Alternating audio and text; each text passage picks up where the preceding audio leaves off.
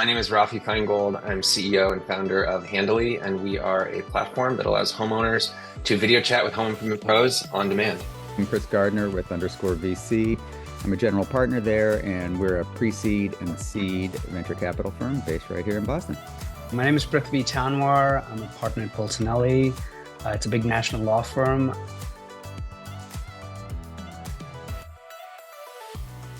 Advisors and equity. Like, I got a question from someone just the other day who was like, "Hey, I've been talking to you.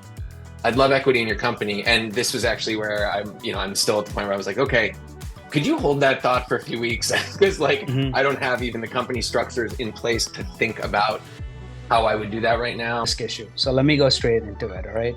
Forget about employees. Like, employees, like a legal term.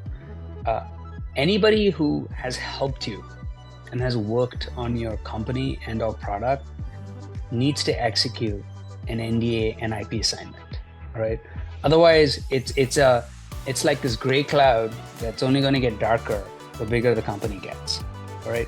Advisors, if you really think about it, fall into that same category, and let me explain why. You've been talking to somebody, they've been giving you ideas, you've been executing on those ideas.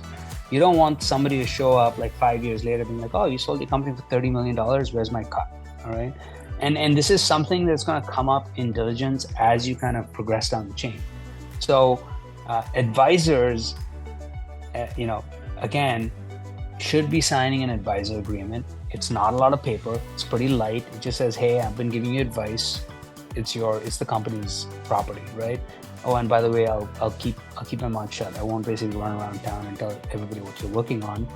And again, advisors don't do this to get rich, right? So when you're talking about equity, the equity that you're going to be granting them is going to be quite minuscule, but you're actually getting this advisor agreement in return. And that advisor agreement, extremely important, right? From a process perspective and potentially from a one-off perspective as well. I have a slightly different perspective. Prithvi, I think, is rightly pointing out kind of hygiene around this and protecting yourself.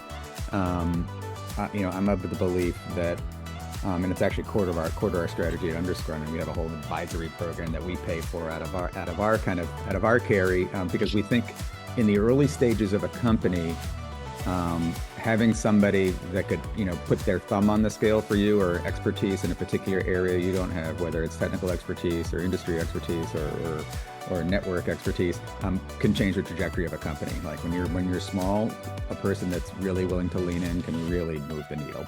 And so we're a fan in general, as long as you kind of protect yourself with agreements and all that other stuff. I wouldn't, however, if someone approaches you and says, "Hey, I want some equity in your company," and that's their first piece of the conversation with you, that's not the type of advisor I would typically want to bring on.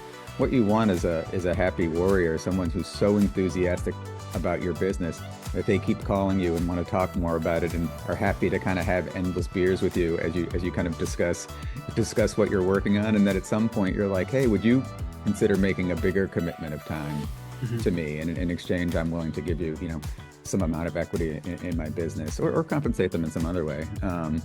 But it shouldn't be, if it's just transactional, that's probably not the right, at least for me, that would not be the right person.